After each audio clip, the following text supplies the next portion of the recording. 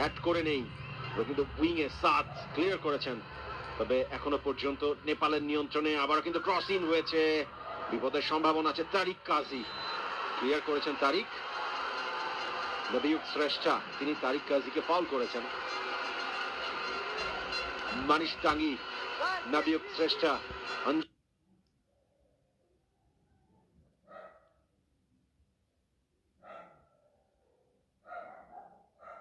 বিস্তা, রোহিত চাঁদ, তেজ তামাং সবাই কিন্তু বাংলাদেশের ব্যাক লাইনের উপরে এনর্মাস প্রেসার তৈরি করছেন। সেই প্রেসার থেকে বাংলাদেশকে বেরোতে হবে। তারিক কাজী ভেরি গুড ডিফেন্ডিং ওয়ার্ক।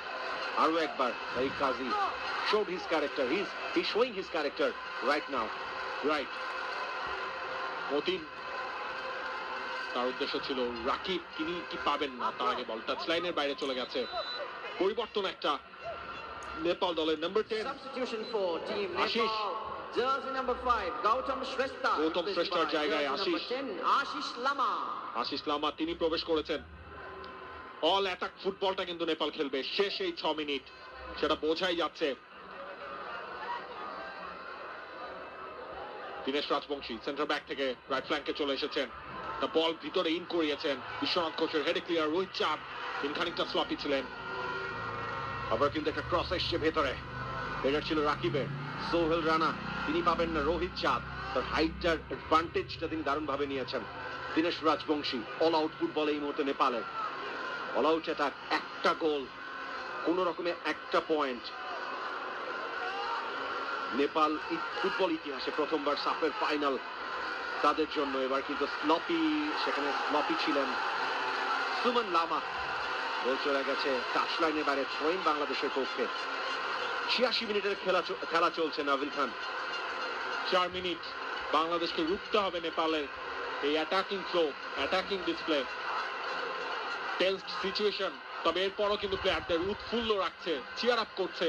মালদ্বীপের এই রেশমি ধান্দু স্টেডিয়ামের গ্যালারি ভর্তি প্রবাসী বাঙালি যারা রয়েছেন, যারা নিজেদের কর্মের ক্ষেত্রে মালদ্বীপে আছেন। দেখা যাক নেপাল সেন্টার সার্কেল থেকে রাইট উইং এ হয়তো একটা বল সাপ্লাই করা হবে, এবং সেটাই হয়েছে। মানিশ তাঙ্গি তিনি পেয়েছেন, চমৎকারভাবে ওভারলেপও করেছেন সেখানে দীনেশ রাজবংশী। মানিশ তাঙ্গি তেজ তামাং ওয়েট করছেন কাটব্যাকের জন্য, তবে ঢোকার চেষ্টা করছেন, পেনিট্রেট করছেন সেখানে তাঙ্গি। কাটব্যাকটা করেছেন তেজ তামাং এর জন্য। একটা ক্রস ইন হয়েছে, হেড আর হবে কিনা, হেড হয়েছে। এবং এটা কি পেনাল্টির কল আসলো কিনা, এবং ফাইনালি পেনাল্টির বাঁশি বাজিয়ে দিয়েছেন রেফারি। নেপালি সমর্থকদের উল্লাস আমরা এই মুহূর্তে দেখছি। একটা পেনাল্টির বাঁশি আসলে ফাইনালি রেফারি বাজিয়ে দিয়েছেন। আরো একবার আমরা যদি দেখি, শেষ পর্যন্ত অঞ্জন বিস্তা, সাদউদ্দিন তার সাথে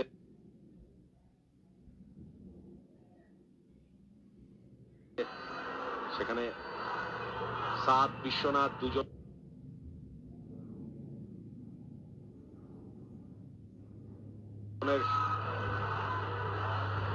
ফাঁকায় পড়ে গিয়েছিলেন, এবং নেপালের তারা কিন্তু পেনাল্টিটা জিতে নিল। একটা খুবই tough call. I think it was clumsy, it was unfair. এই ধরনের কল আমার কাছে মনে হয় না। নাভিল খান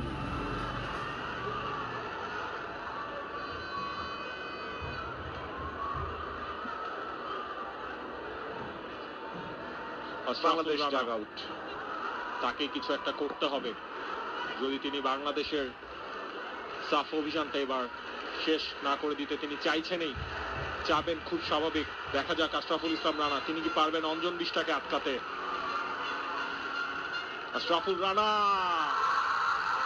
জাজমেন্টটা প্রপার ছিল, ওপর দিয়ে গেছে। অঞ্জন বিশটা তিনি গোল করলেন। 88 মিনিটের গোল নেপালের পেনাল্টি থেকে। নেপালের যেটা দরকার ছিল একটা পয়েন্ট, সেটা কিন্তু তারা সিকিউর করে ফেলেছে বলতে হয়। বাকি যে 2.5 মিনিটের খেলা আছে সেটার আগে। Goal for team Nepal by jersey number 14, Anjan Bista. Nepali স্কিলের কাছে আসলে হেরে গেছে। যদি আমি বলি বাংলাদেশ হেরে গেছে এই কারণে, এই গোলটাই আসলে পার্থক্যটা তৈরি করে দিল। স্কোর লাইন যদিও বলছে 1-1, কিন্তু নেপালের আসলে দরকারি একটা পয়েন্ট। সেই জায়গায় অঞ্জন বিস্তার ক্লিনিক্যালি বলটাকে জালে জড়িয়ে দিয়েছেন এবং আল মোতায়েরির সেলিব্রেশনটা আমরা যদি দেখি গোটা নেপাল ইউনিটের এবং গ্যালারিতে নেপালি যে দর্শকরা আছে তাদের celebration, they are right on top. একটা লাল কার্ড গোটা ম্যাচের সিনারিও কিন্তু পরিবর্তন করে দিল এবং সেই লাল কার্ডটা আনিসুর রহমান জিকোকে দেখতে হয়েছে বাংলাদেশ ব্যাক লাইনের, আমি যদি বলি বাংলাদেশ ব্যাক লাইনের অপরিপক্কতা বা বাংলাদেশ ব্যাক লাইনের নির্বুদ্ধিতার কারণে কাজটা হয়েছে। যতটা পজিশন আসলে এই ম্যাচে নেপাল ধরে রেখেছে, আমি বারে বারেই বলছিলাম সতর্ক করার চেষ্টা আমরা কমবক্স থেকে করছিলাম যে পজিশন যদি নেপাল এভাবে ধরে রাখতে পারে তাহলে একটা না একটা সময় বাংলাদেশের ব্যাক লাইনকে তারা টরিয়ে দিতে পারবে এবং সেটা কিন্তু ফাইনালি তারা করেছে। দেখুন, তবে রেফারি সেই ডিসিশনটা সেটা কিন্তু বড় একটা প্রশ্নের সৃষ্টি করেছে। যদিও রেফারির ডিসিশনটাই ফাইনাল কল, সেটার উপর কিছুই করার নেই। বিশ্বনাথ ঘোষ লম্বা করে একটা থ্রোইং করলেন, সেখানে হেডার, যদিও বল পজিশন আবারও বিশ্বনাথ ঘোষ তিনিই পাবেন, তিনি ওয়েট করছিলেন বলটাকে টাচ লাইনের বাইরে আবারও আসতে দিলেন, আবারও একটা লম্বা থ্রো করবেন বিশ্বনাথ ঘোষ। বক্সের ভেতর ঠেলেছেন, সেখানে অনন্ত তামাং, তার হেডার, তার বিশ্বনাথ ঘোষ বলটা কিন্তু তৈরি করে দিয়েছেন বক্সের ভেতর, অনেকটা জটলা। রাকিব তিনি একটা ফিরতি ট্রাই করেছিলেন সেখানে, এবার কিন্তু আতিকুর রহমান ফাহাদ, সেখান থেকে রাকিব, এখনো বাংলাদেশের নিয়ন্ত্রণে বল। ও রোহিত চাঁদ তিনি ক্লিয়ার করলেন। নভিউক শ্রেষ্ঠা কুইক কাউন্টারে ওঠার চেষ্টা করছে নেপাল, তবে বাংলাদেশ শেষ মুহূর্তের মরণ কামড়টা দেওয়ার চেষ্টা। তারিক কাজী তার নিয়ন্ত্রণে আছে এখনো পর্যন্ত। সোহেল রানা লেফট ফ্ল্যাঙ্কে লম্বা করে বাড়িয়েছেন সামনে, সেখানে হেড হয়েছে, ক্লিয়ার হয়েছে, তবে এখনো পর্যন্ত বিপদ কেটে দেয়নি। সাত থেকে মতিন, রোহিত চাঁদ ওয়ান্স এগেইন ব্যাকলাইনে শুধুমাত্র তপু বর্মন নিচে আছেন। Additional time for second half is 6 minutes. 6 মিনিটের এডিশনাল টাইম এখনো পর্যন্ত আশা আছে বাংলাদেশের। 10 জনের বাংলাদেশ ইন্ডিয়ার বিপক্ষে যেটা করেছিল সেটা সম্ভব কিনা সেটার প্রত্যাশা, ফিঙ্গার ক্রস। নেপাল আক্রমণে ভালো একটা বল গিয়েছে মনীষ তাঙ্গির জন্য, তবে মনীষ অফ টার্গেটে মেরেছেন। 6 মিনিট লম্বা সময়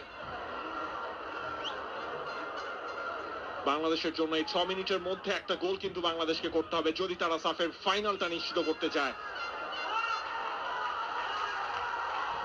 তপু বর্মন তিনি কিন্তু অনেকটাই উপরে উঠে গেছেন এবং গোলটা কনসিড করার পরে কিন্তু তপু একটা ইঙ্গিত দেখাচ্ছিলেন, ডাগ আউট থেকে পারমিশনটা নিলেন যে তিনি উপরে উঠে যেতে চান, সেই পারমিশনটা গ্রান্টেড হয়েছে। তো বল পজিশন এখনো নেপালের কাছে। সুমন লামা অনেকটাই নিচে নামিয়ে দিয়েছেন, সেখান থেকে সুমন লামা, রাকিবের একটা ট্যাকেল, এবং এই ধরনের ট্যাকেলে এখন আসলে বাড়তি সময় যতটুকু বাংলাদেশ পেয়েছে সেটাও কষ্ট হবে। তবে এই ট্যাকেল করা ছাড়া উপায়ও ছিল না, কারণ অনেকটাই রান মেক করে ফেলেছিলেন সেখানে।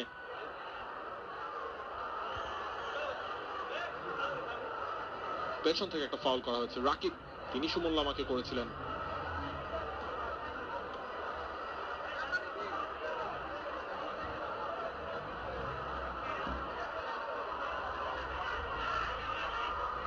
গ্যালারিতে পিন পতন নীরবতা।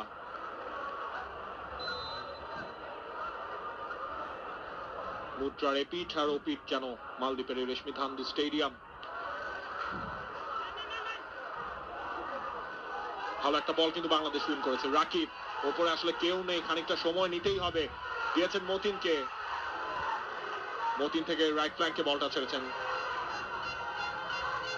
লেফট উইং এ সুইচ অফ প্লে, তবে সেটা তপুর কাছে কিন্তু আসেনি। রোহিত চাঁদ তিনি ক্লিয়ার করলেন সেটা, আবারও সুমন লামা কুইক একটা বল কিন্তু ছেড়েছেন।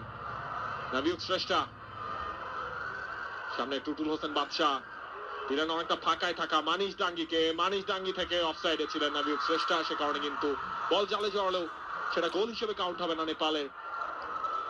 2.5 মিনিটের খেলা শেষ, 3.5 মিনিট বাকি আছে বাংলাদেশকে ফেরার জন্য।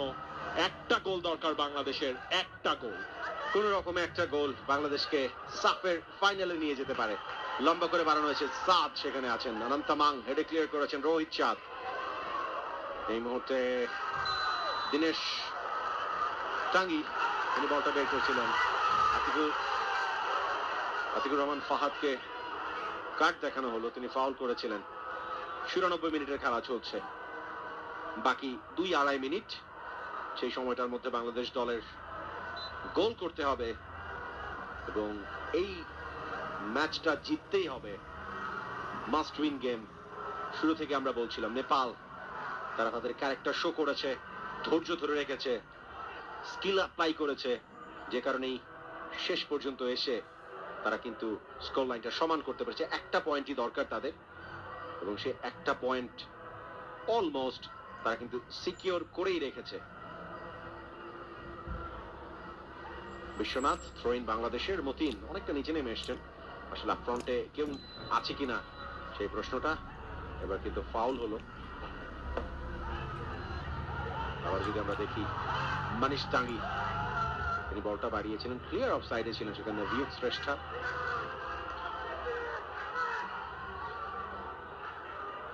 টাইম কিলিং করার চেষ্টা। নাম্বার 10 আশিস, সে কারণে কিন্তু আশিসকে একটা কার্ড দেখানো হয়েছে। 2 মিনিটেরও কম সময় কিন্তু বাংলাদেশের বাকি আছে। আতিকুর রহমান ফাহাদ রিসিভিং এন্ডের এই রিসিভিংটা খুব একটা ভালো হয়নি। তপু বর্মন অনেকটা উপরে উঠে এসছেন নাভিল খান, এবং তপু বর্মন এই মুহূর্তে আসলে বাংলাদেশের কিছু করার নেই। লাইফ লাইনে 2টা মিনিট বাকি আছে, শেষ পর্যন্ত কিছু হবে কিনা। আতিকুর রহমান ফাহাদ এখনো পর্যন্ত, তবে ফাইনালি তার কাছ থেকে বলটা কিন্তু কেড়ে নেওয়া হলো।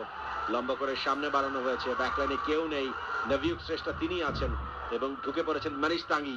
হয়তোবা নেপাল আরো একটা গোলের পথে। ফাইনালি সেই বিপদ থেকে দলকে বাঁচিয়েছেন সোহেল রানা এবং গোলকিপার আশরাফুল ইসলাম রানা। থ্রোয়িং পেয়ে গেছে নেপাল বাংলাদেশের অর্ধে।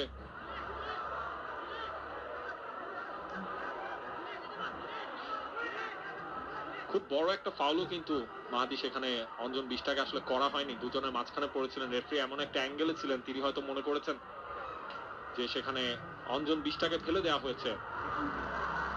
এবং আমার কাছে মনে হয় যে এই ধরনের ওকেশনে আসলে ভিএআর খুবই গুরুত্বপূর্ণ, কারণ আমার কাছে যতটুকু অ্যাঙ্গেলে আমি দেখতে পেরেছি বা আমাদের কমবক্স থেকে আমরা যতটুকু বুঝতে পারি যে খুবই একটা টাফ বা আনফেয়ার ডিসিশন মনে হয়েছে, কারণ অঞ্জন বিশটাকে সেভাবে ফাউল করা হয়নি এবং তিনি যে একদম বলটা উইন করতেন তেমনও ছিল না।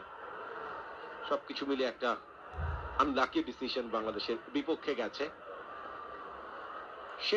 একদম শেষ মুহূর্তের খেলা এই মুহূর্তে চলছে। লাইফ লাইনে আর খুব বেশি কিছু বেঁচে নেই বাংলাদেশের।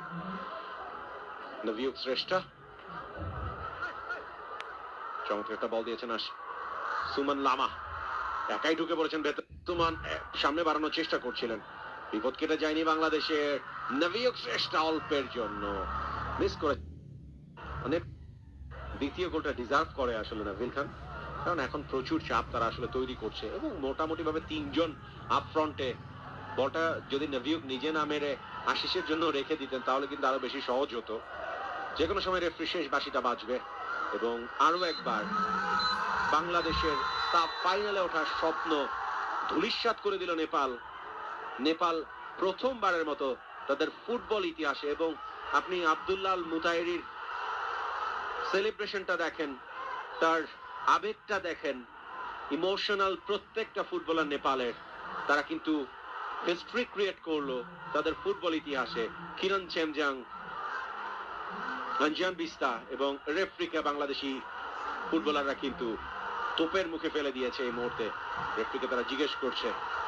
যাই হোক, ফাইনালি আরো একবার 16 বছর পরের যে স্বপ্ন দেখছিল বাংলাদেশ, সেই স্বপ্ন গুড়িয়ে দিল নেপাল। 1-1 গোলে ড্র হয়েছে ম্যাচ এবং আরো একবার গ্রুপ পর্ব থেকে, সাফের গ্রুপ পর্ব থেকে বাংলাদেশের বিদায়।